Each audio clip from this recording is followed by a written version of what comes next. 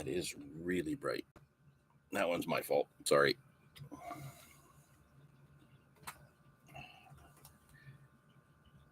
I'll make some adjustments. That's a little bit better.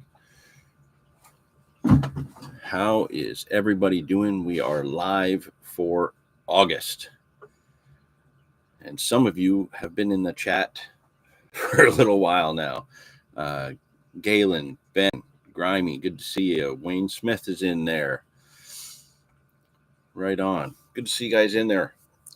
Yeah, it's August. It's brutally hot. And that's what kept me from going fishing this morning. Man, is it hot lately. Chandor, good to see you there. Actually, while I'm thinking about it, did you lose a Nash bivy peg recently on the Upper Niagara? Because if you did, I think I know who found it. But yeah, here we are. It's been a long week. It's been a long week this week, and it was like a short week for work. But man, it just seemed to take forever. Yeah, Wayne, I definitely know it wasn't your peg.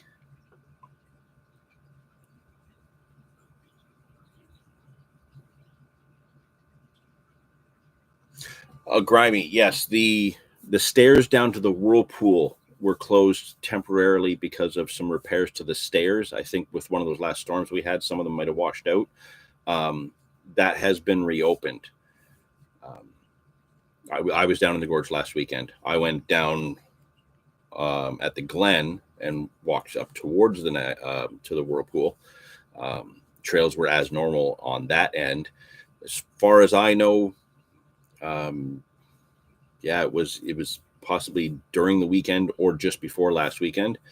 The stairs were reopened at the whirlpool. Last I saw that the repairs were completed. So it should be fine. Should be fine. Those of us that have been diehards fishing down there, 35 years now, whether those stairs are in place or broken or not, we always find a way down. But as far as I know right now, the whirlpool stairs were repaired and have reopened. Not a Nash bag. It was a Nash bivy peg, like just a peg for staking in your bivy. Somebody I know found one at one of the swims 2 days ago. I would assume he'd hold on to it because he wouldn't throw that sort of thing away. But I had mentioned that you had been down there recently and just wanted to check with you if it was yours. Tim, good to see you. Oh, good. I've been wanting to go and try my luck for smallies for approximately 187 years. Wow. Feels like it. Yeah, I was actually down there. Like I said, I was just down a little bit, kind of halfway in between the Glen and the whirlpool last weekend. And some of the footage that I've looked at right now is going to be wild. I was actually filming a third part to a series that I'm working on. I was hoping it was going to be the final part. It was not. Something epic happened. And you know what they say, if you're going to fail epically. Yeah, it was. Justin and I went down there to, we were going to try and shoot 2 videos in one, and that didn't work. There was a lot of people that beat us to it, to the spot. So we took up a secondary spot that turned out to be incredible in a whole other group of ways. But yeah, that'll be the third part to a series I'm working on over the last few months. And yeah, I think you guys are going to like that episode. It's we did not expect to see what we saw and did not expect to hook what we hooked. And yeah, things went pretty crazy.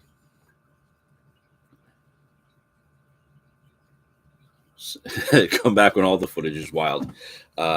next trip down. I was going to go this morning, but with the air quality advisories, the heat, the issues, plus the work I've been doing all week has really left me kind of run down. I don't think I could have handled a walk in and out of the gorge today, but my next trip down there, back to that spot, all of the footage should be epic. There should be no doubts there. Okay, not your peg. All right, I'll keep poking around to see who's been snooping around in the upper river.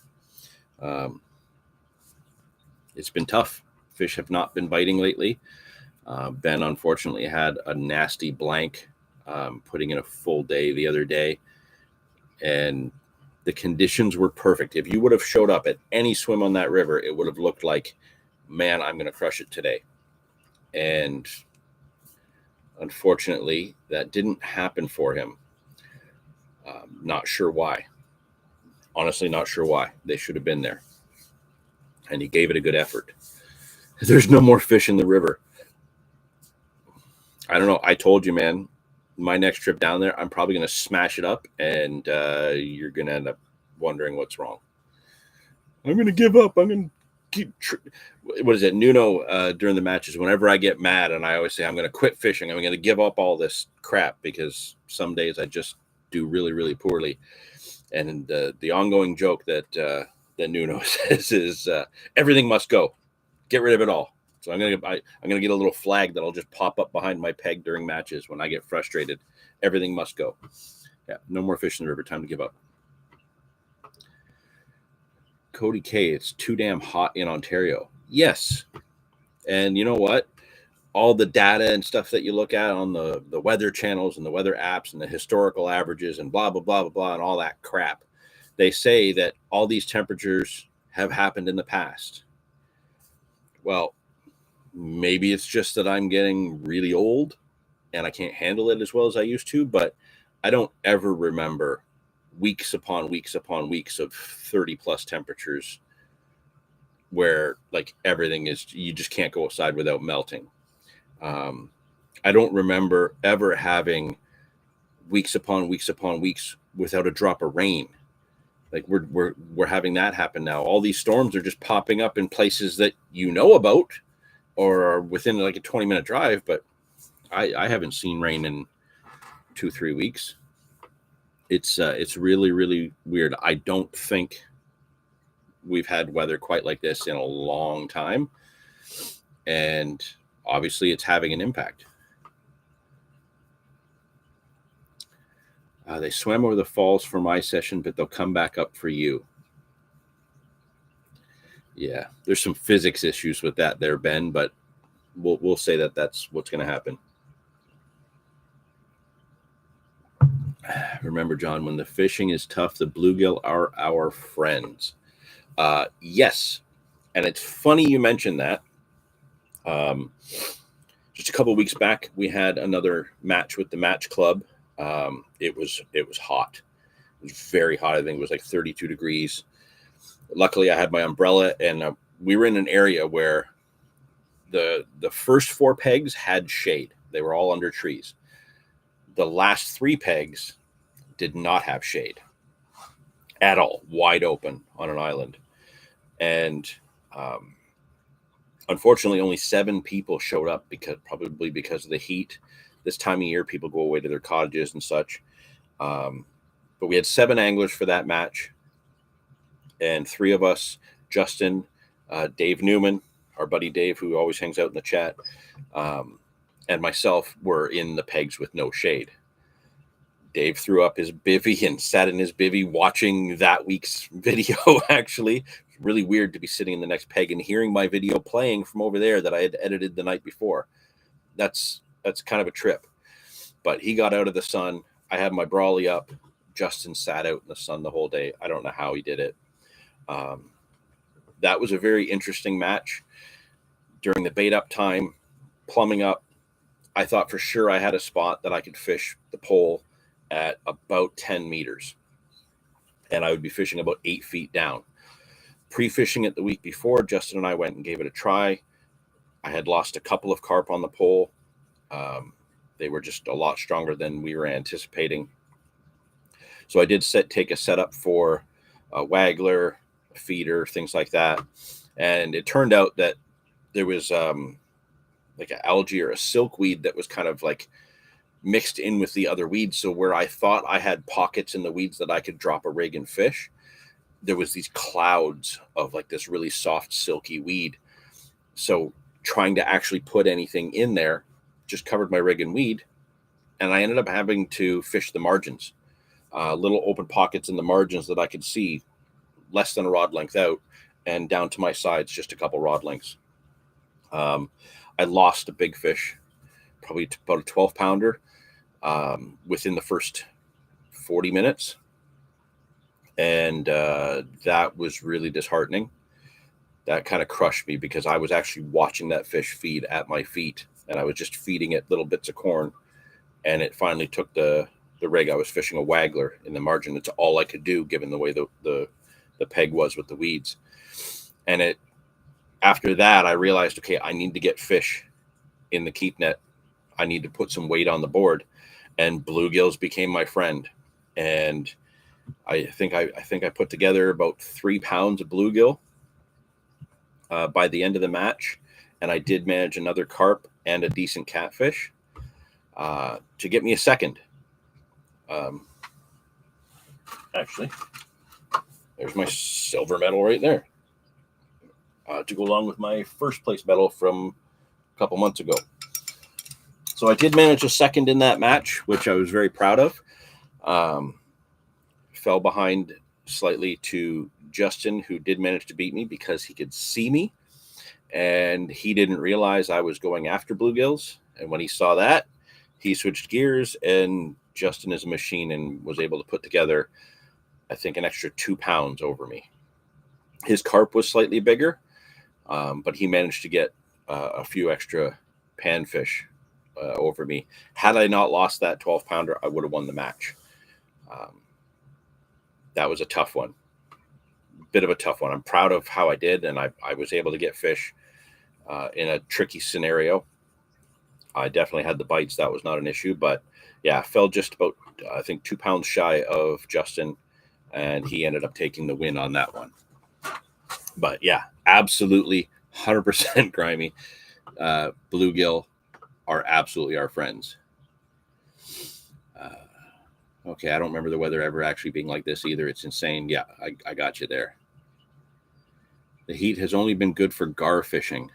You know what sucks is we have them here. They're in the Niagara River. Haven't been able to spot any. I would love to. It's another one I've hooked and never landed. I can remember. This would be going back to probably 1991 or 1992. I was young. It was either just before or just after I started high school fishing in Perry Sound. I was using an AC shiner, a silver AC shiner, fishing from an aluminum boat, casting at rock piles from where old docks had been. Up there, the way they had built like the posts for docks was like big log squares filled with rocks, and their docks went out on top of that. I was casting at those, catching pretty big rock bass, and I ended up a gar had taken it. I had it hooked and fought it up to the side of the boat and then lost it. Never hooked another gar since. So that's another one of those ones. Buffalo, quillbacks, gar, sturgeon. Those are the 4 fish on my list that I've hooked and never landed any of those. So I'm still trying. Dave Newman, catchy music. Yeah, absolutely. It was just weird because I could hear the music and then I could hear my own voice, and it's playing in my head where I can see the image of what the footage was, because it was me. And I had just edited that video. So to hear it playing from 20 meters away, it's just really weird because you did not have it like quiet. You had that volume cranked. So it wasn't just me that could hear it. Everybody could hear it. That was pretty funny. 334 Outdoors. Nice to see you here again. I would say that I'm right there with you weather-wise, but this is the wettest year I can remember without a hurricane. Yeah, we're not getting rain. We're just not getting enough rain up here. Not at all.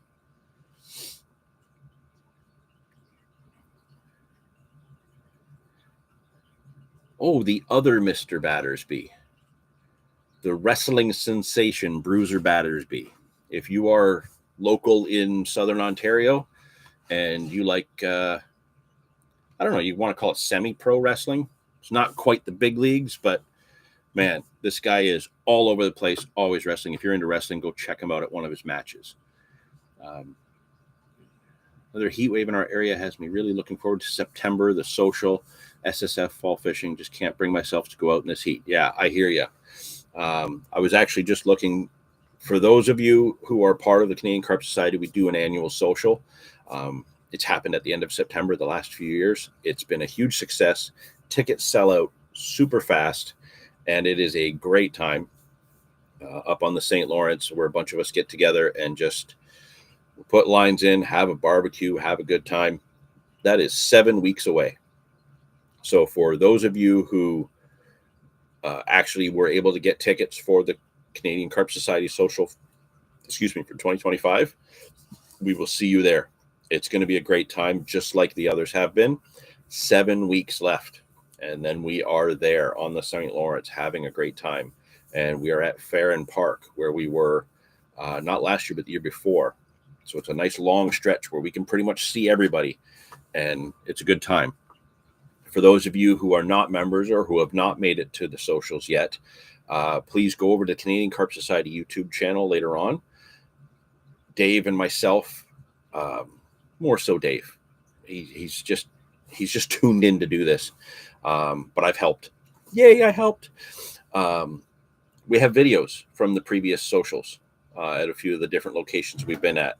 So if you want to see how good the time is, go watch those social videos. It really shows you just how well CCS members get along, and how we make the most out of just having a great weekend. Definitely. And both the Battersby boys have been in those because they've been there. What a baby. Nice. Oh, yes. I apologize for leaving you out there, Dave. So yeah, Justin did win that match. I took second. Mr. Dave Newman managed to secure third place because the other 4 anglers who all had the more comfortable swims, and the swims that produced fish for Justin and I the week before, those 4 anglers blanked. They didn't get anything. Dave didn't want to have an empty keep net at the end, and he put, I believe it was 2 rock bass for a new record low weight of 3 ounces, which beat my previous record of 4 ounces. So great job on the third there, Dave. Really happy for you. Why you didn't just keep going on that and get, maybe a pound or 2, I don't know, but that was amusing.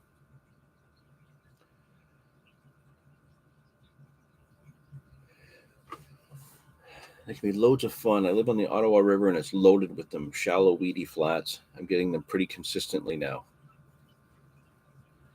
Yeah, it seems further north, from where we are in Southern Ontario, down the Niagara area. It seems like you can find them more and more. They're here. I don't know what I need to do to actually find them.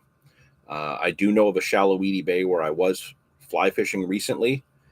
Had a really cool fish. Unfortunately, not all the footage turned out, so I'm not sure what I can save. I would have thought to have gar swimming around in there, and I have seen one there when we filmed episode 3 of the breakdown. But yeah, I would love to just go stand out there in the middle of the bay and hopefully have them come around. That'd be really cool. Lower Grand is full of long nose gar if you want to take a road trip. Don't have a boat to explore the Lower Grand. I will be there when it freezes over, and I will be trying to get that damn walleye that I tried for last year. So I am looking forward to that. I didn't say enough rain, just getting it 3 times a week. So you're getting frequent rain, but not much in volume. Yeah, we're not getting any.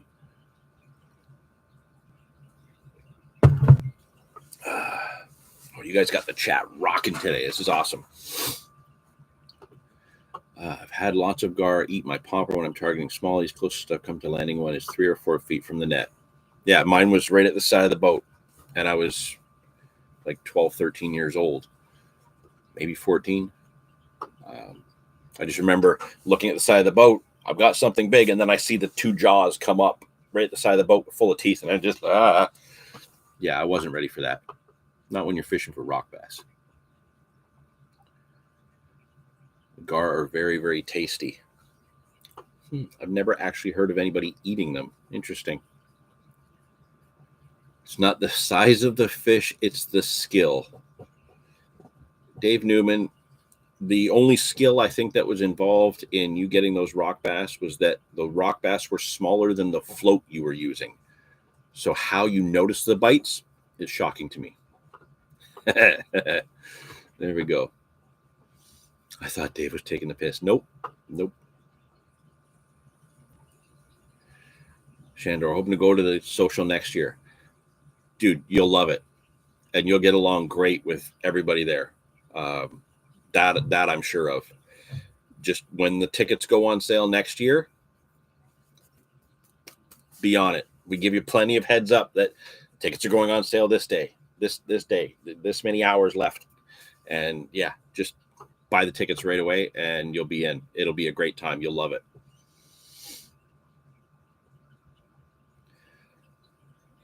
Sight fishing with them X-Wraps and other shallow diving cranks, or if you want to chillax fish, toss some floats with cut bait a foot under your float. Loads of fun. Float fishing with cut bait. Interesting. I never would have thought about trying that. Maybe just float with a minnow or something like that in some of the spots I can think of. I wonder if that would do it. Good idea. From shore between Caledonia and Dunville, so that's on the lower Grand, you can wet wade. What would be dry wading? Throwing some stuff in the mix there, Galen. What is wet wading versus dry wading? I want to know about that one. Am I enjoying the match fishing? Yes, I am enjoying the match fishing. What I'm finding is that I'm spending my time kind of planning around having that whole day Sunday free to do a match, which takes away from some of the other days that I should be out doing other fishing. But the excitement of it being 5 hours of intense, going in with a plan, changing the whole plan on the fly, seeing what other anglers are doing, adapting to see, if are they doing better? Are they doing worse? Okay. If they're doing worse, how much can they see of what I'm doing? How much are they adapting? Things like that. It's very exciting. It's an excitement that I've missed in my fishing for a long time because I used to do a lot of derbies and tournaments and things like that. I love doing the SSF, certainly in the spring and the fall, for that same reason. It's that friendly competition. And because we can't be with each other, to be able to just, bring up Messenger and see online, okay, here's the active leaderboard. Okay, these are who I have to catch. I think that's why a lot of us get drawn to the SSFs, because you have that kind of constant ongoing, wherever you are, you're in this tournament. This puts more of it focused right on an intense 5 hours with people around you at the same time. And all of you are after that, that couple of bucks that we're going to win at the end, or the little medal. Yeah, I'm really, really enjoying the match fishing. The structure this year and the organization this year versus the previous two is night and day. They've definitely gotten things more organized. More planning has gone involved. We've had to change the venues in the last couple. The one for tomorrow, right now with this heat and things like that, it's hard to get people to actually go out. So, there's been a little bit of hiccups here and there, but the people running the match club do have a goal in mind, and that just needs participation and membership to actually show up and do the matches. But hopefully next year it'll grow just enough to meet some of those requirements of what their goals are, and it'll be interesting to see what happens after that. But it is a lot of fun, and I have found myself in some of the sessions I've done this year where because the seat box and stuff I just keep in the van. It's really hard to bring it all the way down into the basement, stuff like that. I got to do that today to clean it, but it's been easy to just, okay, it's in there, go for an after work session, plop the seat box, slingshot a little bit of corn, and just fish tiny rigs and catch big fish. Had a lot of fun doing that. It's kind of hard to compare with like the specimen hunting, sitting behind your rod pod with 3 rods. As much as I love that, and as much fun as that can be, when I want to just kick back and relax, yeah, just sit back in a nice comfy chair or lean back on a nice grassy hill, put the rods out, wait for something to come along. With the way I tend to have to fish with my days off, and I get 3 hours here, 5 hours there, sometimes sitting behind the rods, half of my fishing time is used up setting up and waiting for that first bite. Then I'll have a very intense hour and a half, which many of the videos show. But really, when that happens, it's like, okay, I had this limited time. Yes, I had an intense little bit of time where I actually had a lot of activity, but how could I have like caught fish the whole time? And that's where the match style kind of comes a little bit more favorable for me lately. I can drop the seat box, I can rock up, I'm quiet because it takes less time to set up. Everything's right there contained in the seat box or attached to it. So basically, once it's there in place and I just sit down and cast a rod out, I am only fishing with 1 rod, which I'm still trying to get used to. I did it for so long. We'll go to 3 rods. It was fantastic. Back to 1 rod. And it's like, I'm catching more fish here than I did with 3 rods. So what am I doing different? And I think, as I mentioned in a previous live stream earlier this year, wow, my brain just went completely blank there. Fishing with 1 rod has definitely made me kind of refocus with the way I've been doing things. And it's taken me, this is my 3rd season doing match fishing. And it's taken me until this 3rd season to really get the hang of it, to put a little bit more focus into where I'm casting, how precise my baiting is going to be. Sitting behind the pod, I'm a wang and bang kind of guy. Just throw the bait out, throw the rigs out, and I catch fish. It doesn't work that way with match fishing. It's a lot more precise, a lot more intense. So for other anglers that I have fished with the rod pods and stuff, like yourself, Wayne, where you're a lot more careful about where that rig goes, what it's sitting on, complete opposite of what I do. You guys have already got all that nailed down. Now, doing this with the match style, it's like, okay, now I'm starting to actually see the effects of how valuable doing that is, which I wasn't paying attention to that much because I was catching enough fish that I wasn't worried. Sure, some other people might catch more, but I was doing pretty good. So it didn't really matter if I was that precise. I was effective. Well, now I have to be precise. I'm now becoming more effective. So now can't help but think when I go sit behind a couple rods and have a nice relaxing session, with the pod, am I going to play that more precision role? Will it have an improvement to that style of fishing because I'll be much more careful? I will tell you the next episode of the breakdown that comes out, episode 5, I think. I'm just finishing up the edit on that, and I'll tell you, I was a lot more careful with the spotting than I ever have been before. I was more precise about the spots, fishing a couple rods on the pod. And how I did compared to Dave, I still don't know. I haven't watched his side. He hasn't watched mine. We just have to have our discussion about how we compared our notes. Then that video is going to be, I think we're doing that video next week. So far, I guess it has had a little bit of an impact in improving some of that aspect of just paying a little bit more attention. But I am very much enjoying it.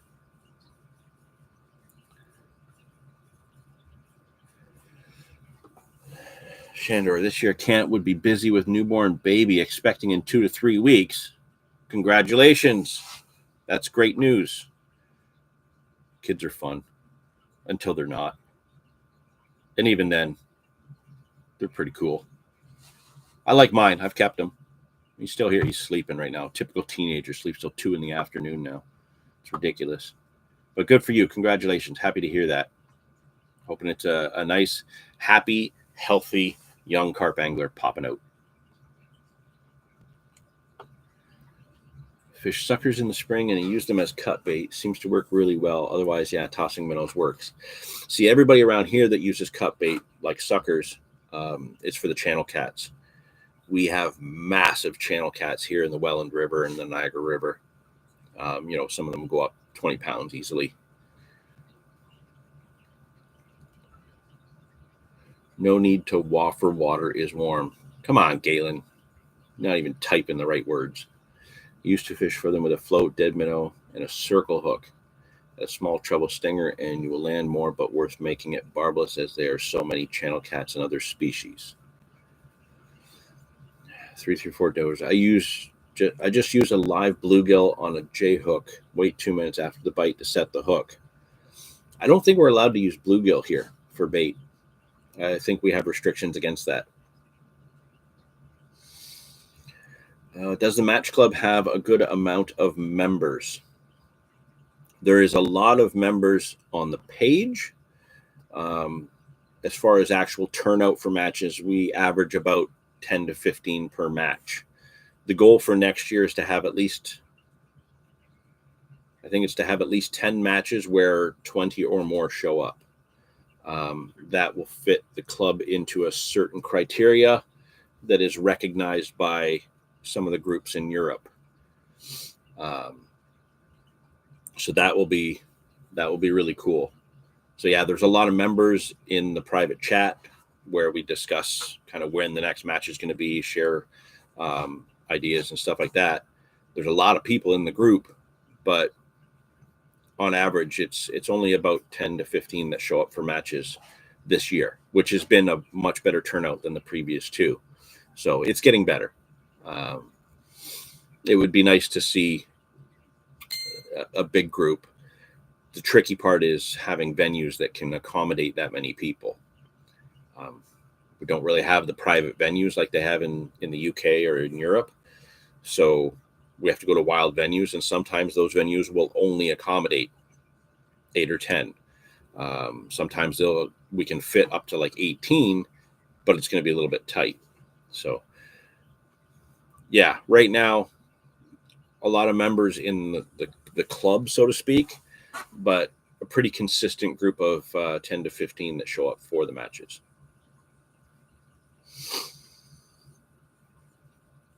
One rod locks you in your approach for sure. Yeah. It's funny when you're fishing with 3 rods, and I'm sure it's not just me that does this, but you put 3 rods out. One of them is always that banker rod that you think you've done the absolute right thing on. And the other 2 are just, maybe these will work. I'm going to try these just in case. But that rod is the one that's the one my focus is on. That's the one I'm fishing. It's funny how I don't think I'm the only one that does that. So you're pretty much always fishing with 1 rod. It's just when we're allowed to use 3, you throw 2 others out as a just in case. And most of the time it's one of the other ones that goes anyways, not your banker rod, the one you would really expected to go.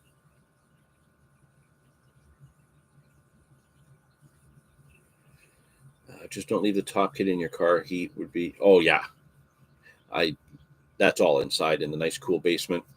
It's just the seat box that I pretty much leave in there because it's so heavy and awkward. And I have a bomb site down here of fishing equipment. So I don't really, until I can get more of this organized, I have everything that's constantly in a state of flux. I got to move a pile here, move a pile there. I just did a whole bunch of work in the laundry room last week. My dryer failed and I had to do a spontaneous dryer repair, which turns out it costs about $9 and 15 minutes of your time to fix. But I didn't know that until I had completely taken apart the back of the dryer and wasted about 3 hours of my time having to put it all back together. So, yeah, once I can get a better handle on this damn house and my gear, it'll stay in here more often. But the top kits, the elastic, all that stuff stays in here. John, I have an idea. I'll catch up with you outside of this. I have a feeling I know what your idea is. But yeah, for sure. Back from errands, listened on the way. Cool. Dave was a big help this morning, Mr. Pendlebury. Just some adjustments, settings that I made on YouTube that I had to verify were working, and they were working. So thanks for your help, Dave.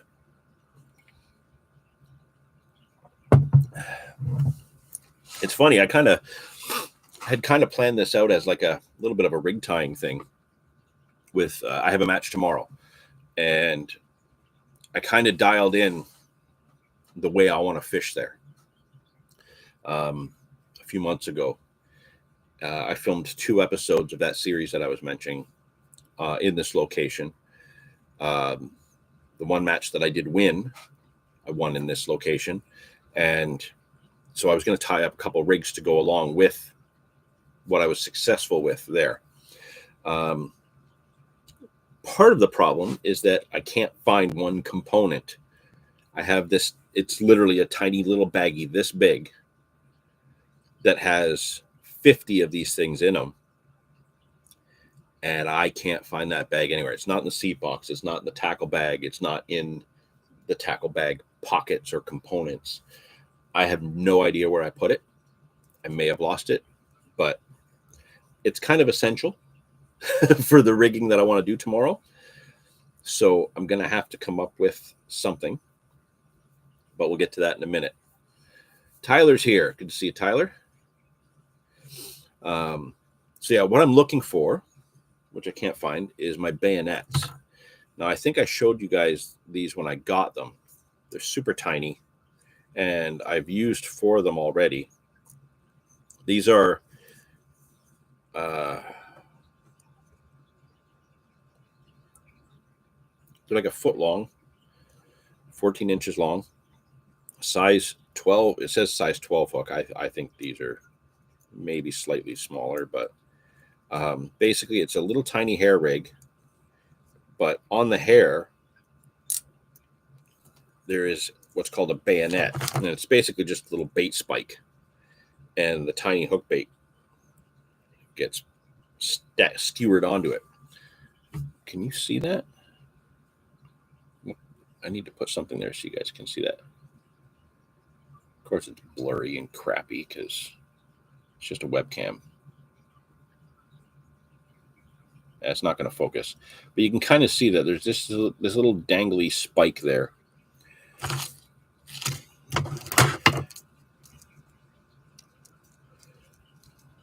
see if maybe that'll help. So you can see the hook here, and then there's a little hair and just this little spike. So I have a package of these spikes that I can't find. But this rig, it's a size 12 hook. It's long. So I was using this with a cage feeder. I shortened it by half when I was using it with a method feeder. And you just get some of these small, tiny pop-ups or wafters. Now, while I'm putting this on here, there's some rumors and some online photos that seem to help confirm these rumors. But with DT Baits under new ownership, it seems like there's going to be some match fishing baits coming along, a whole range of match bait from DT, which is pretty exciting.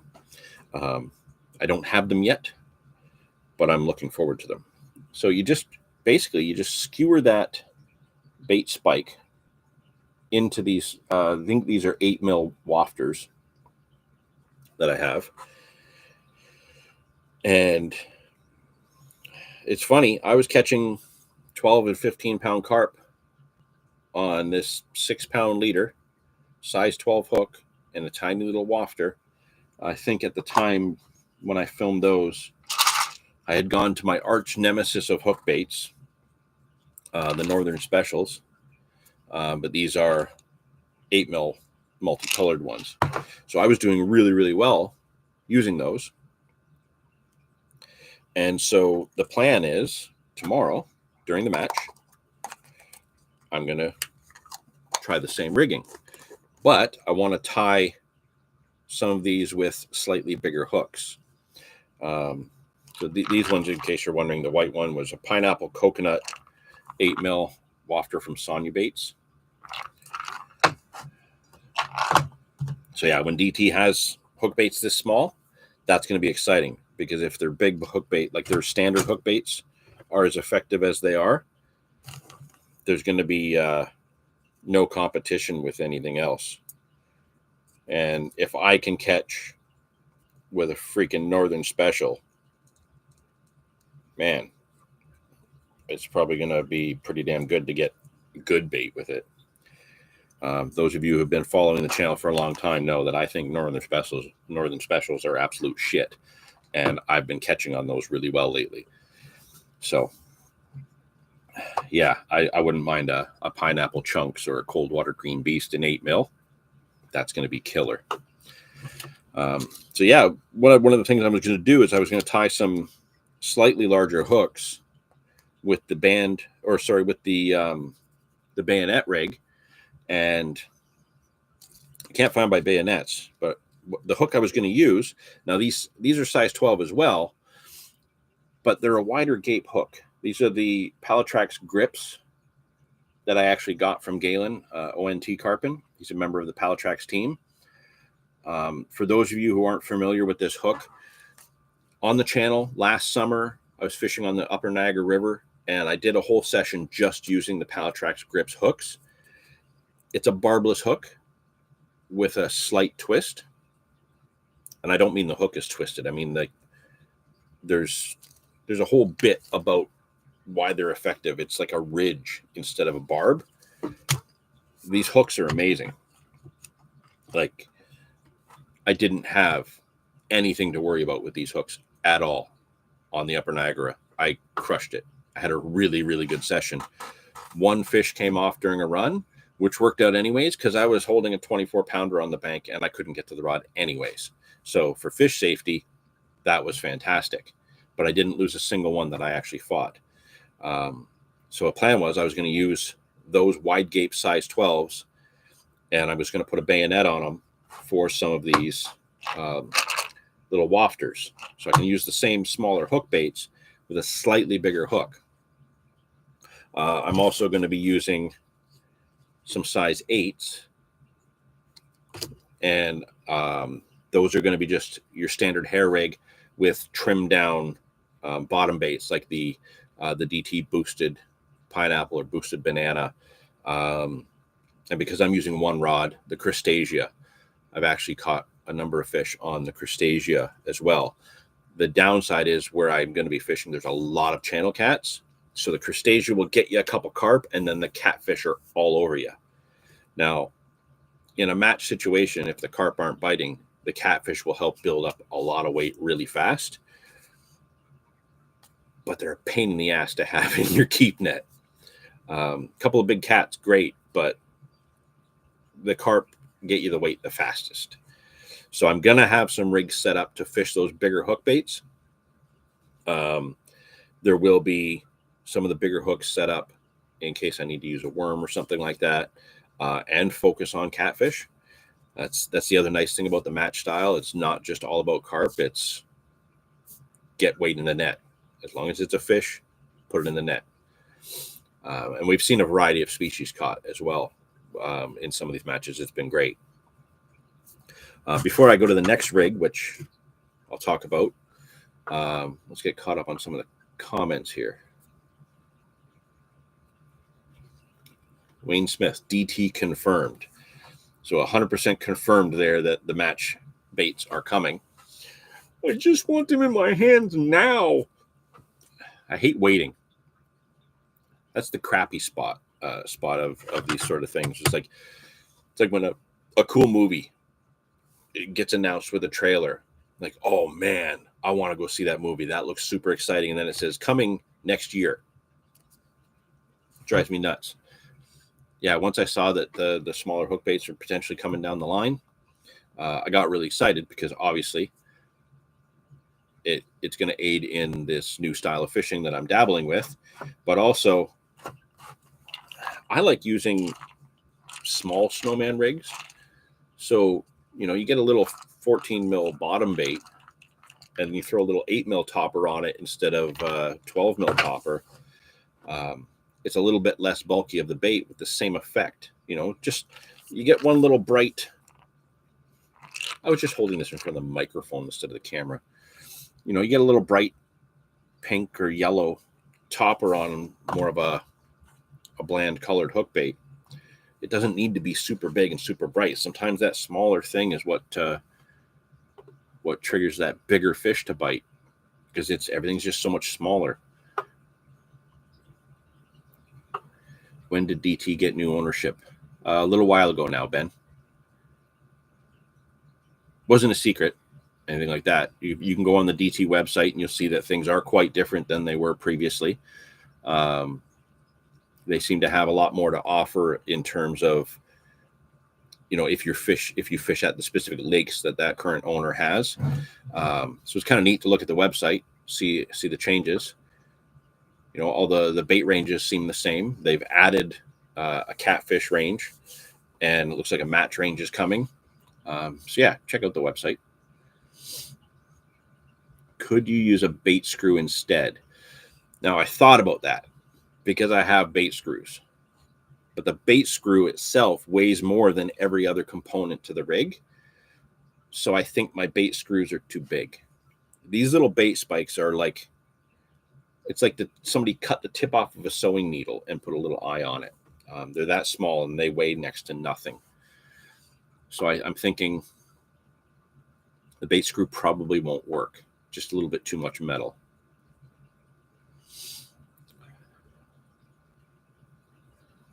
Don't let Will hear me say that. Well, about the Northern Specials? He knows. He was right there during that whole run of me trying Northern Specials and having the problems. He was right there with me when those first fish that I caught on Northern Specials were nothing but smallmouth bass. He knows.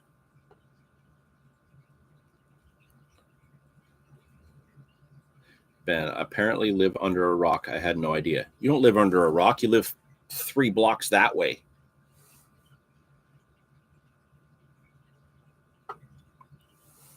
Okay, caught up on the comments. Oh, I love it when you guys get the comments rocking. It's great. So one of the rigs that I will be using as well, because I use a lot of sweet corn in these matches, and some of the flavored corn. This one I'm going to try tomorrow. This one I got from Dave Newman. It was like, I found a box of these in my storage unit, and then I threw the box of them in the van, and now I'm giving a box of them away because it's crap. But I know they're going to work. This is spicy sausage maize.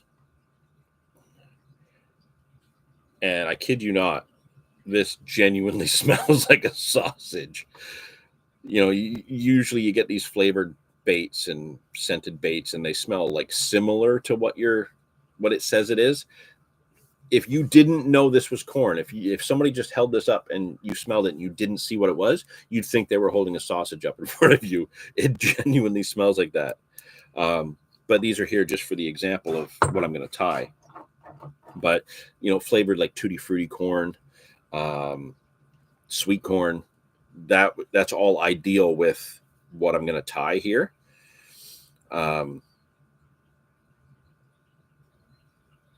forgot one of my hooks. Where's the? I keep misplacing things. If I actually owned a tackle shop, I'd never be able to sell anything because nobody'd be able to find any of the crap. Let's see. I thought I had some size 10 hooks. I got some size 6s, some size 8s. You know, that's another funny thing between the two styles of fishing. You know, here's these giant size 6s. I'm looking at these now, and I think these are giant. A couple years ago, I would have looked at these and said that they're way too small because I normally use size 4s. And size 4s are a big hook. In contrast, there's some size 16s.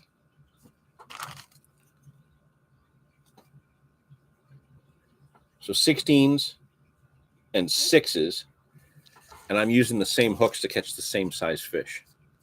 How messed up is that? That's so weird.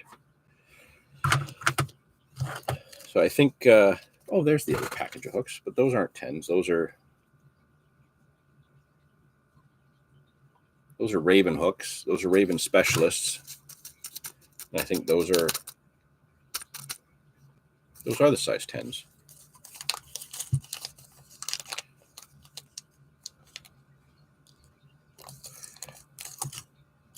Yeah. So I'll just hold that up against the size 12 wide gapes. So it's a slightly different upturned eye. So it's very similar in size, just slightly bigger. You can kind of just see it on my finger there. When you compare the gape there, it's a little bit different. But these have been really good. The specialists have been the better of the two. I think these are actually the octopus ones with the upturned eye. These are the hooks that I've been using for my what are they called now? Speed stops. My speed stop rigs for the sweet corn, the maize, any of my soft hook baits. A small ring with a bait floss, would that be too heavy? It would be too fiddly with that small size, and I definitely don't have any bait rings or rig rings that are that small. I've been using the Raven Specialist hook size 8 for my method feeder rigs. It's been working pretty well. It's a good hook. It's a really good hook. Most of, not all, but most of the Raven hooks I have found to be killer. The Octopus, the Specialist have been for sure my favorite. The Octopus I use more in my trout fishing. And that's another neat thing with this match style fishing. A lot of my trout gear overlaps into that world. So, you know, here I am buying Drennan fluorocarbons and fly leaders, right, to use as my leader material. But I can use the Raven fluorocarbon for the exact same thing. So instead of, you know, tracking down some places that might not carry some of the European tackle, it's a lot easier to find the Raven sometimes. I just dropped my hook. Okay, where are you? There it is. The same size hooks like the Raven Octopus, the Raven Specialist, all these smaller hooks. Sorry, I got completely distracted. I saw somebody mention beer in the chat. Who's pumped for the social? Can't believe it's only a month away. 7 weeks. Wayne, I'll bring the beer. Beer. Okay, that's what got me. Sorry. It's like a dog seeing something shiny. Beer. Yeah, as I was saying, the leader material, the hooks, the split shot, This is the Red Wing Tackle Blackbird. I think when I was younger, it was like the Blackbird English soft shot. Now I think it's just Blackbird shot. The Raven soft shot that you've seen me use, the brown shot. There's a lot of the Raven tackle that we would use for steelhead that totally fits in this match world. And vice versa. Some of the match hooks that I use, the Preston Innovations KKH size 14, that would be a killer steelhead hook. Not just because of its shape, which is very similar to the octopus, but it's a heavy wire because it's meant for fishing for carp. So yeah, there's a lot of overlap with the steelhead fishing, trout fishing that we do here that really fits well with the carp, the match fishing.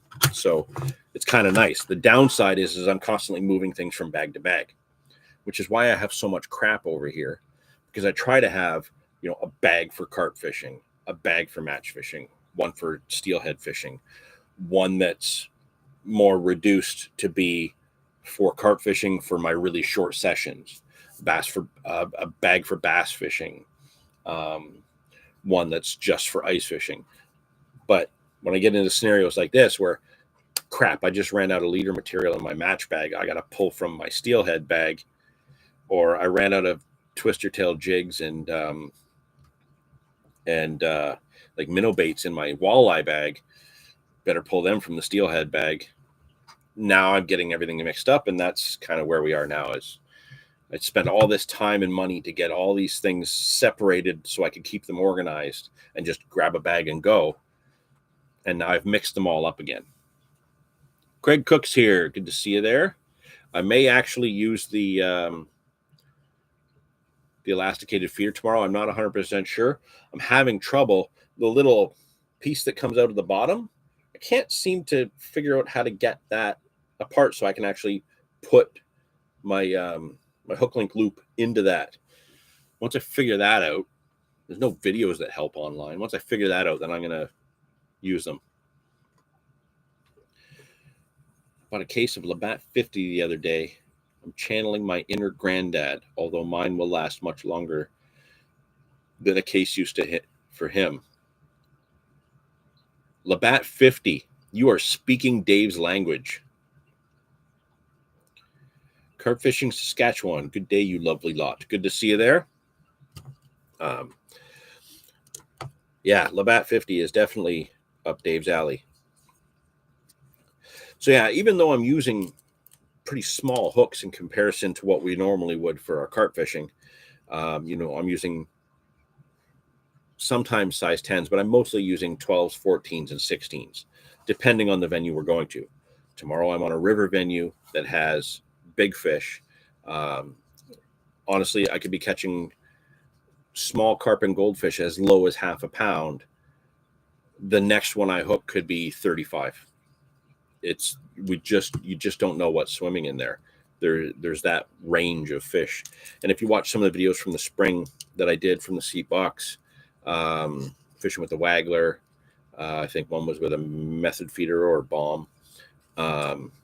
You saw a range in sizes, a couple of them that were like 1 or 2 pounds, a couple of them were like 15. And, that's where I'm going to be tomorrow. That's where I'm going to be targeting, is that range of fish. So I'm going to have some of the really small rigs, like the bayonet rigs with the tiny hook baits. And then I'm going to have some slightly more robust. So 6-pound test might not quite be enough. So I'm going to have a few of my speed stop rigs done up with 8-pound. I will have some 6-pound ones, just, in case it's a light bite. But the 8-pound ones, I'm going to do with the speed stop, and this is going to be where I basically put together a corn stack. Usually I try to go 3 pieces, and the speed stop I absolutely love. Now, when you get some fresh boilies, we all know this. I used to get them when we used to buy CC Moore. The live system was a very soft boilie. when you first got it. These would push through that. Sometimes when Simon gets a fresh run of DT baits and I buy like a big bag of maybe banana boilies or cold water green beast, the boilies are still kind of soft. The speed stops would go through that. Once it starts to get a little bit too firm, you might have to drill a hole through it, which at that point you might as well just use a regular hair. But these speed stops, obviously, they have that name because it's so quick, and these really come into play for match fishing for me. And I've actually been using them to be really, really effective. So I'm gonna try and tie one up and give you a good look at it. It'll probably not come together properly because obviously doing it this way now. But we're going to tie the speed stop on first, and basically this gets tied on with a loop. So kind of like how you would leave a loop for your hair stop, you're actually going to tie this speed stop into the loop. They're little spikes. They're just little spikes, and they have a hole. They're a hollow center and then a hole through the side. This is, since I was just holding it up, this is a line that I've been using a lot of lately.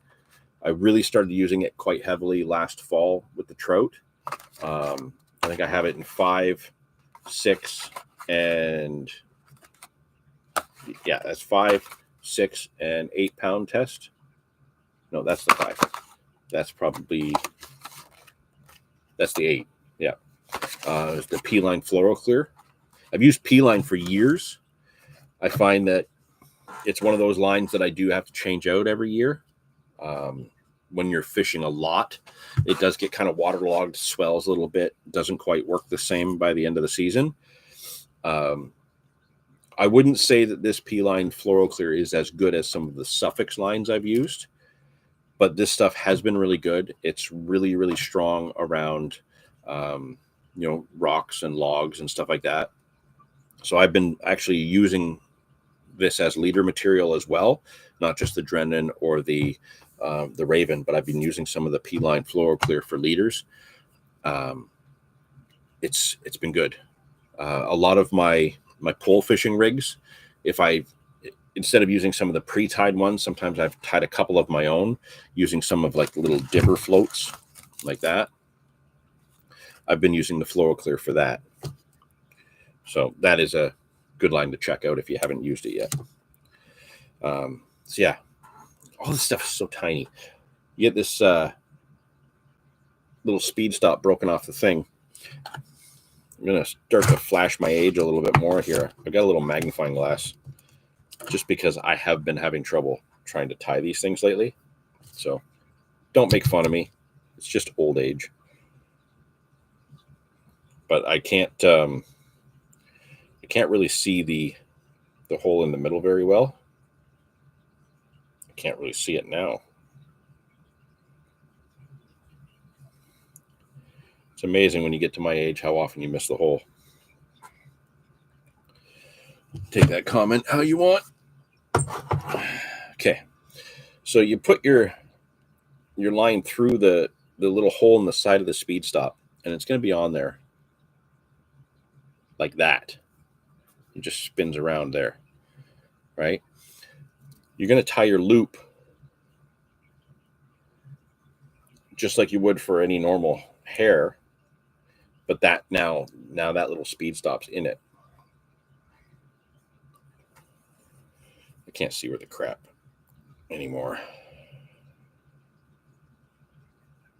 Just a simple overhand loop knot is more than sufficient because it's just for your hair.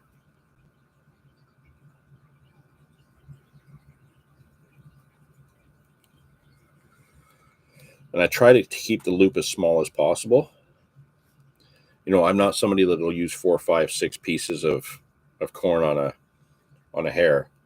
I prefer to have 2 or 3. So the loop that the speed stop is on, I try to keep very small.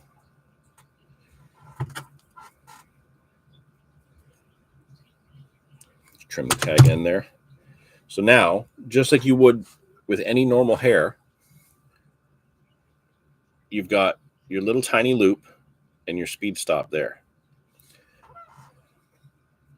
This is where it kind of gets cool. I'm going to tie the hook on, and then we'll get some of that sausage corn. Oh man, I used to be able to just do all this by feel, not even look, could tie all these knots in the dark. Now in fucking camera lights and everything, it's frustrating. I can't see damn thing. So just trying to plan the length of the hair out here. You know, I want to be able to fit 2 at a maximum 3 kernels of corn. If I was using a smaller hook, I would go with a lot less. Gonna need those Bubbles glasses off of Trailer Park Boys soon. Yeah, I don't think so.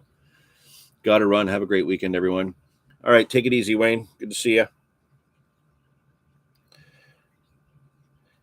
So yeah, you just figure it out. It's gonna be, 2, maybe 3 pieces at the most. I don't like going too long. If I'm gonna go any longer than that, I might as well just use a regular hair. But I found this to be really effective because we've all had it where we're playing fish and the hair stop comes out during the battle where they go into weeds or something like that. You lose all the corn, you lose a hair stop. Then you got to put new corn on with the baiting needle. Then you got to find a new hair stop, put it in. This eliminates all that. So I have found this to be very, very handy. Not just saving time in a match, but when I was just pleasure fishing doing this, it's been a huge help with that as well. Because now I'm not looking for other components. It's all just right there. The only real thing you need to have, especially if you tied all these rigs in advance, is this just a speed stop needle. And I have tried using like broken baiting needles. It's not quite the same. I suppose if you filed it down right, it would work better, but it's just as easy. If you're buying the speed stops anyways, just buy the needle. It was like $3 or $4. So we'll just get the knotless knot tied on here. I pretty much go with 5, no more than 6 wraps. And that's with any of my rigs. Oh my God. Well, Anthony, if you're watching, you probably know what it's like to not be able to see any of this stuff. You're getting up there. Your eyes are probably failing too. You're a couple years older than me.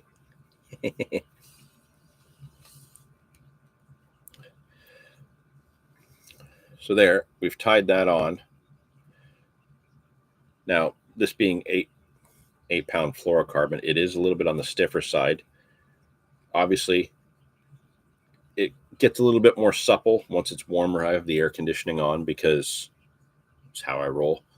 But when I get outside and this warms up and this has been in the water, this will get a little bit more supple. But you can see that hook sits quite well just up from there, the hair. It's all in a pretty good line. This doesn't flop around too much. Now, here's where it gets cool. I'm going to open up the spicy sausage. Oh, you know what? It's like, when you're in the flea market and you walk by that flea market butcher who's got that one big glass case counter with all the meat in it, but you can only smell kielbasa. That's what this stuff is. It better not turn my fingers red, Dave. So here's where it gets neat. You got your rig. You take your speed stop needle, and it just goes in the open end like such. So now you've got your hair coming off the back of the hook, your speed stop needle. I just pinch it together like that so it's all in line.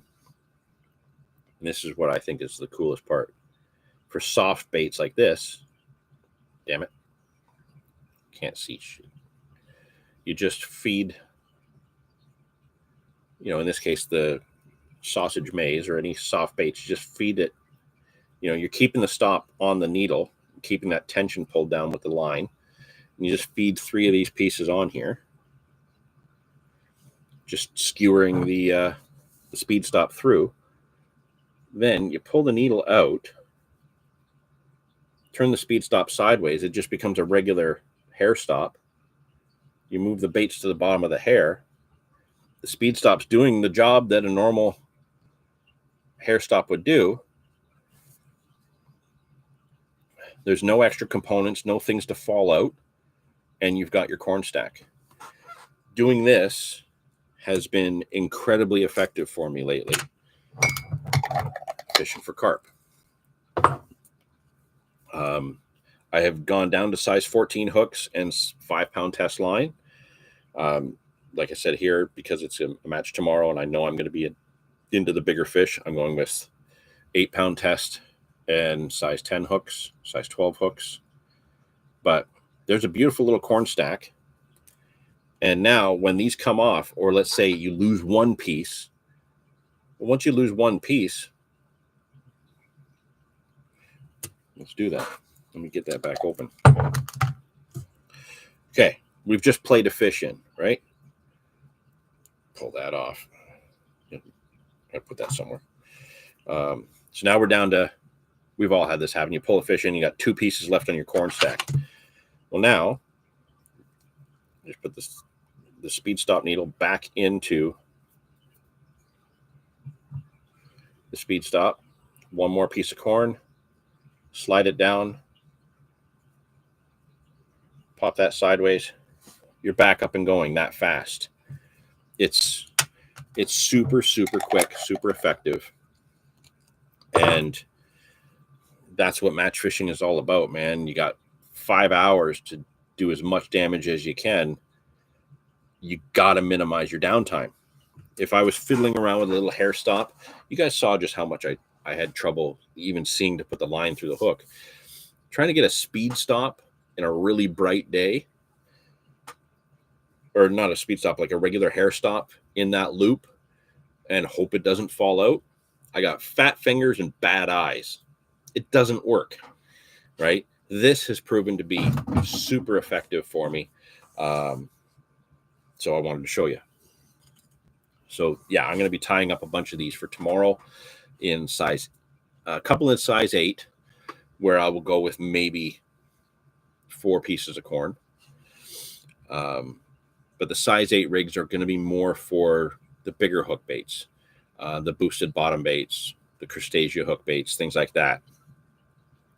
Once I get into the smaller hooks, 10s, 12s, 14s, then I'm sticking to 3 or 2 pieces of corn. These speed stops are unbeatable, absolutely unbeatable. And if I could find my damn bayonets, I'll tie up a few more bayonet rigs with some slightly larger hooks for the little 8mm and 10mm wafters. I accidentally clicked on these ones too. These are micro wafters. These are like 3mm. They're not even 4. They're like 2 or 3mm. Little dumbbells. Not quite sure how I'm going to use those. Those will probably get like 2 of them on a bayonet or something like that. I don't know. Maybe topper to something else on a bayonet. We'll see. But yeah, that's kind of the rigging that I'm going to be using tomorrow. It's all my primary focus tomorrow is going to be cage feeder, method feeder. Primary focus. I will have a waggler rod set up because the waggler has been incredibly effective for me this year as well. Never really gave it proper thought before. If you go back, oh man, I think 2017, we did a little waggler video where we had 1 fish. I wasn't using it properly then, but this year I've used the waggler a lot, and it's done well for me in my pleasure fishing and my match fishing. So I don't do a match now without a waggler rod setup. So yeah, that's where we're going to be. Some bayonet rigs for the 8mm wafters, some speed stop rigs for my little corn stacks, and a waggler that will be most likely either a worm or a piece of sweet corn on like a size 14 or size 16 hook.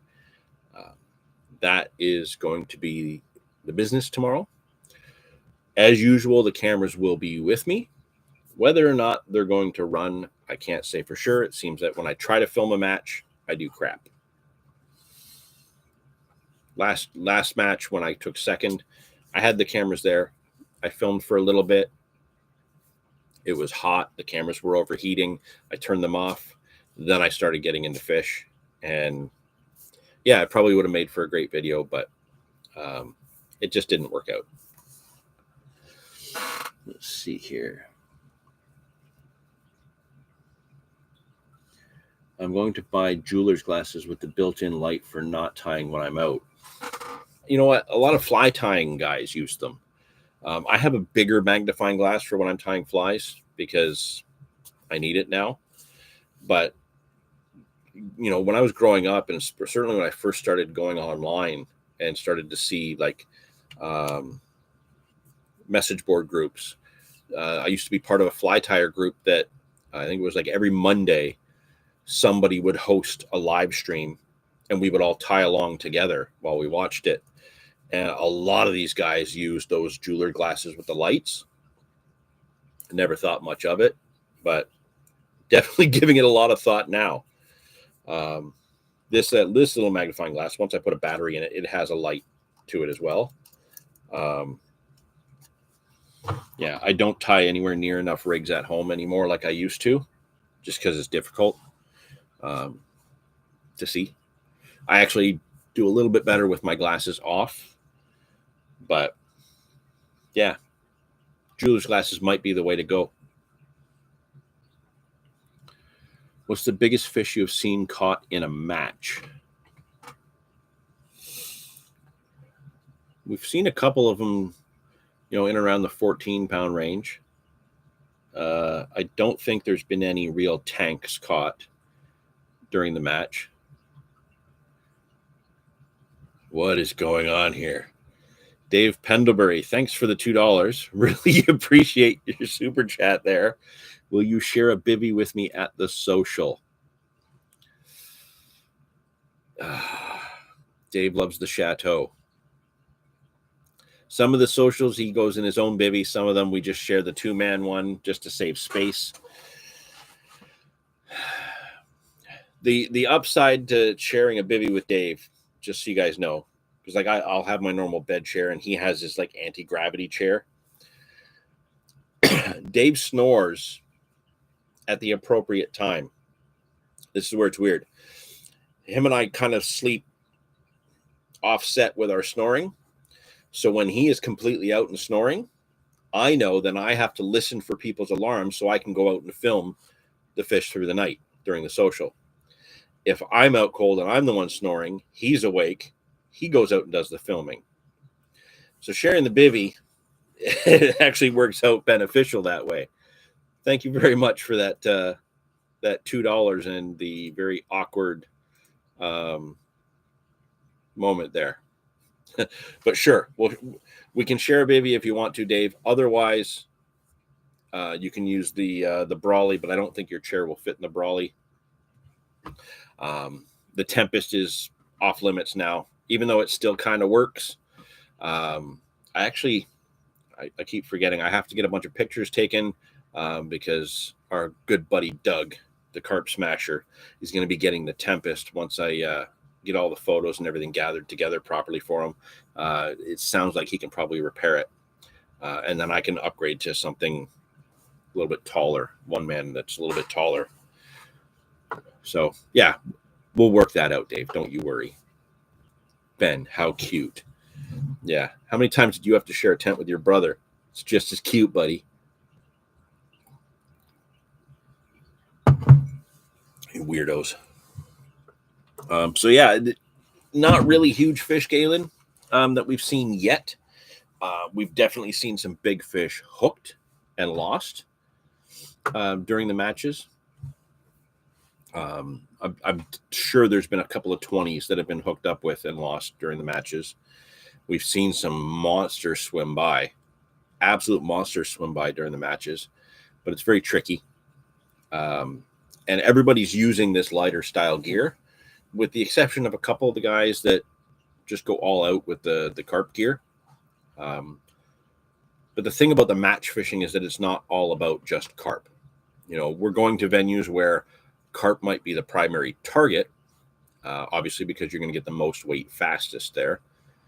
But it's not all about just focusing on carp. If you just focus on carp and don't get one, well, then you don't have anything else in your net. So you're not weighing anything in at the end of the day. And it's all about weighing in what you can catch.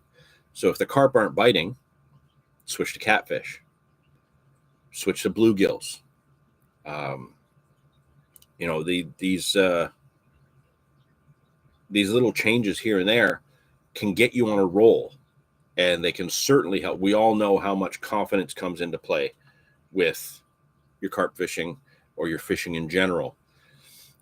If you're not catching anything for an hour, that takes a toll, because now you got 4 hours left, and you know other people have put fish in their keep net. So you got to switch gears. You got to do something to get some fish in the net. Sometimes catching 10 bluegills or 1 or 2 catfish gets your confidence up enough. Okay, I am doing something right. It's not, my rig isn't what's screwing up. I'm using the same rig. I just changed my hook bait. Now all of a sudden I've caught all these catfish. Okay, how can I play off of that a little bit more? And then, you know, sometimes that confidence boost is all you need. You make the right change on the hook bait, or you go to maybe a smaller or slightly larger cage feeder just to get a little bit more bait in the zone. Then the carp show up, right? But if you focus solely on carp with one kind of method, sometimes that's not enough. Sometimes the competition of other fish in your swim is what draws them in. So yeah, with the match fishing, it's all about being more well-rounded with your species and being very adaptable on the fly. So yeah. So far we're waiting to see some really big fish. I think that'll be really exciting. A couple of mid doubles have been really good. I think the one match that I did, I had a 13 and change or 14 and change, something like that. But it'll be nice with some of the venues as we get them more refined with future matches. It'll be nice to see some 25s and 30s come out. You know, obviously we'll have to scale the gear up a lot more for that, but that'll be really exciting. It'll be really, really exciting. Ben has his own bivvy now. He kicked me out because I snore. I still can't comprehend 2 rock bass weighing 3 ounces.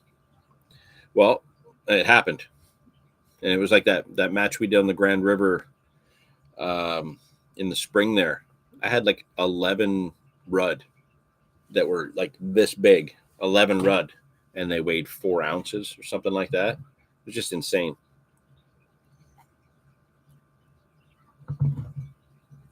I didn't think anybody would ever beat my 4 ounces, but there you go, Dave.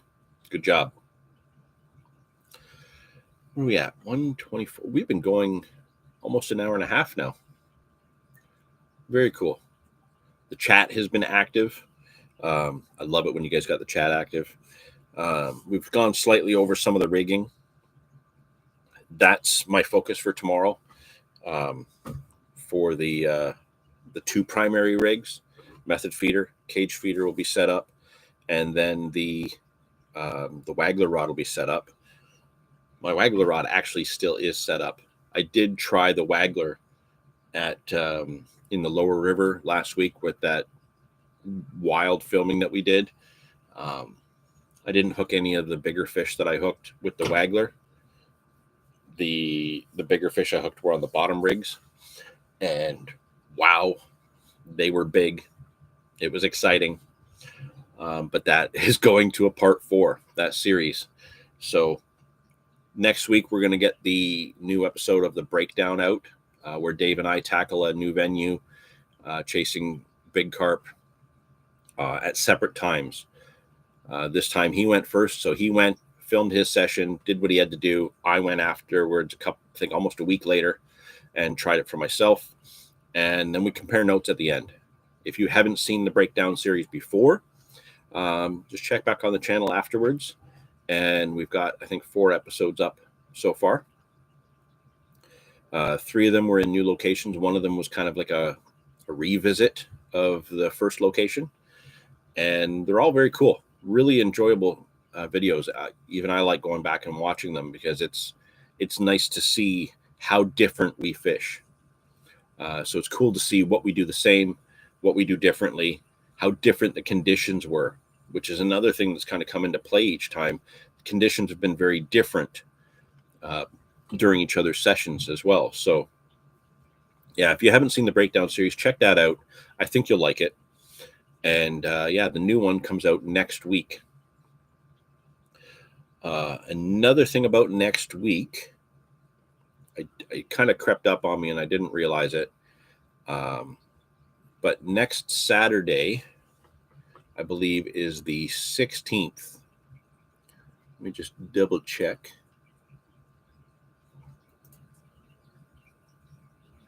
Yes. So August 16th, which is next Saturday, when the new breakdown video will be released. That is the 11-year anniversary of the official start of the Anglophiles channel. You know, we tried to do something last year with the 300 uploads, the 10-year anniversary, and that all kind of flubbed all that. I just couldn't put everything together the way I was happy with it. Still have all those clips and all that stuff that you guys were great enough to send in. I'll put them together somehow and make it work. But that was a fast year. It was a really fast year to go from 10 years to 11 years like that. And I blame being a parent, because time used to go by so smooth and I was easy to enjoy every minute. And you always had things to look forward to on the horizon. And then I became a parent, and again, like that, I have a 14-year-old. So yeah, it's our children's fault that we feel old faster, 100%. So yeah, that was a fast year, and it's very exciting. And the Anglophiles wouldn't exist if it wasn't for you guys. You guys watching the videos, sharing it with your friends, interacting in the chat like this every month. It's the only reason it's still going. I love doing the videos. I love making videos with Dave and doing new video ideas with our friends. I love doing that. But at the end of the day, I don't have to. I do it for fun. And what's making it last is that you guys like to see it. You guys enjoy watching it. You guys enjoy interacting with it. And I appreciate that. Thank you very much. I never, ever would have thought that it would go this long. It was just supposed to be a fun thing that I did with friends. And, over time, we've had a lot of people contribute to the Anglophiles. A lot of people who have, either done their own videos for certain runs on the channel, or they've just been part of videos.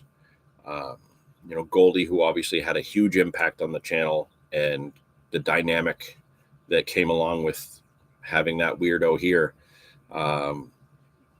He put a lot of fun and life into the channel, both being in front of and behind the camera, that I don't think would have been there if it was just me on my own, like it started. He really elevated it to a whole other level, and definitely made it more fun. And then with Dave, obviously Dave's the smart one, and Dave's giggle is contagious. We all know that. Not to mention, as much as he doesn't realize it or want to admit it, he is a damn fine angler. And I challenge anybody to stand next to him trout fishing and do better. It's something to watch Dave live on a river chasing trout. It really is something to watch, and it's a lot of fun. And again, this stuff just wouldn't be happening if it wasn't for the help of these people that have been involved and the support of you guys that hang out with us and chat and, you know, enjoy the videos. So I appreciate all of you. Thank you. Really do. And yeah, I think we're going to wrap this up at this point. Because it's 1:30 and my kid is still in bed. I need to wake him up and get him to start his damn day. I've got a lot of stuff to bring into the house to get ready for tomorrow's match, because I've really ripped things apart looking for those bayonets, and now my match gear is everywhere. But I got to scale it down because I have a very specific game plan. I've got more rigs to tie. And yeah, it's time to wrap up the August live stream. How are we looking for September? September, the live stream, of course, falls on a work day. September 13th would be next month's live. We'll see what we plan. We'll see what we do. I'm not sure what will happen, but the weather should be much more cooperable.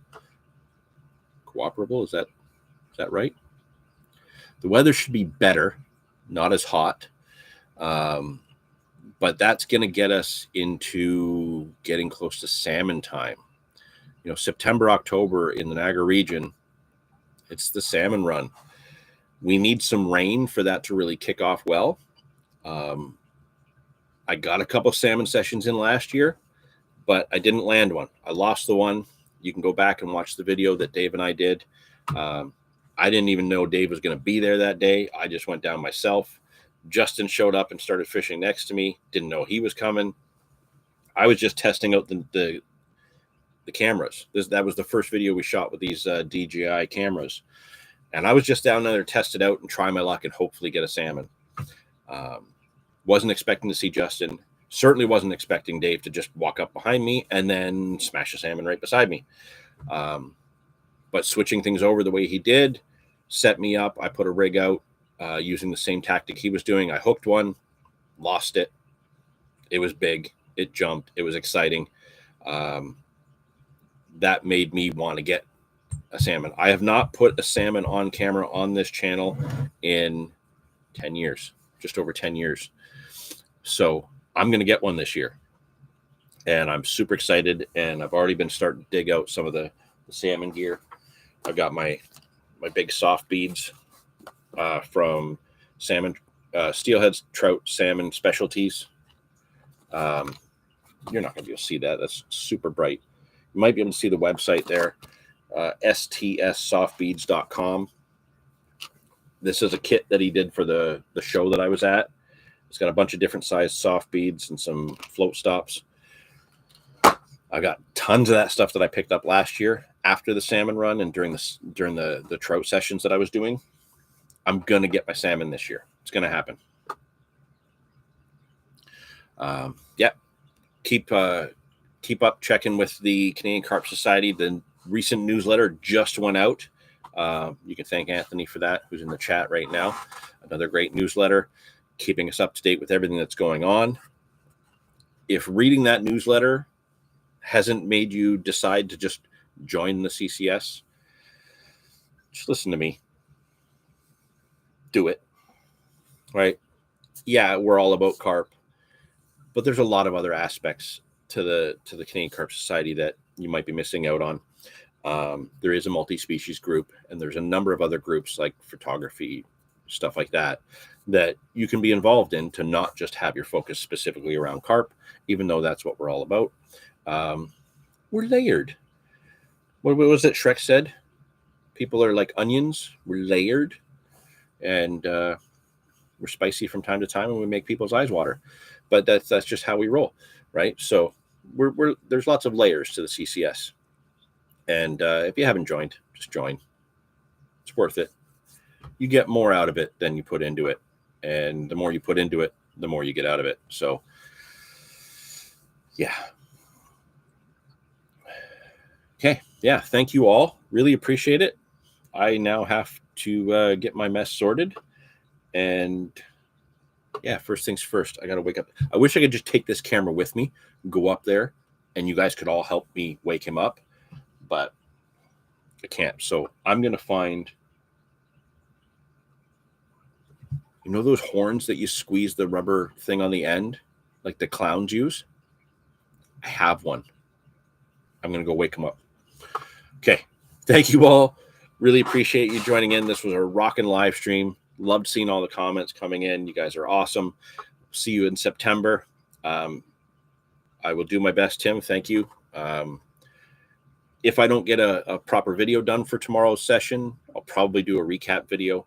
I'm going to be doing a recap one of the match season at some point soon anyways.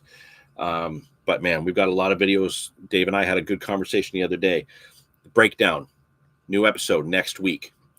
We've got 3 parts to a series of me chasing a fish I've never caught before coming up soon. That's going to be split up over a while, a series of weeks. Salmon season is coming. We're going to have some salmon videos coming up. Trout season's very close after that. We're going to have some trout videos coming for those of you that really follow the channel for the trout. I'm still trying to get myself a walleye recently and haven't had the time to do that. So lots going on, lots coming down the line. Thank you all, and we will see you again soon.